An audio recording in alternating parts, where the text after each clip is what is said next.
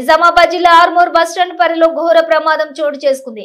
నిజామాబాద్ నుండి నిర్మల్ వెళ్తున్న TS18 T5355 bus Armoor bus stand లో గల స్టేజ్ వద్ద నిలపగా డ్రైవర్ బస్సులు గమ్యస్థానానికి చేర్చడం కోసం వెనుకకు తీస్తున్న క్రమంలో సుజాత అనే 50 ఏళ్ల మహిళ అజాగ్రత్తగా బస్సు ఆపమంటూ వెనుక నుండి పరిగెత్తుకుంటూ రావడంతో అది గమనించని బస్సు డ్రైవర్ ఆమెను ఢీకొనడంతో బస్సు వెనక చక్రాలు ఆమె 2 కాళ్లపై నుండి వెళ్లడంతో నుజ్జునుజ్జయ్యాయి. సంఘటన స్థలానికి చేరుకున్న ఎస్ఐ అశోక్ అంబులెన్స్ ని పిలిపించి బాధితురాలిని ఆసుపత్రికి తరలించి బస్సు డ్రైవర్ పై కేసు నమోదు చేసుకుని దర్యాప్తు చేస్తున్నామని తెలియజేశారు.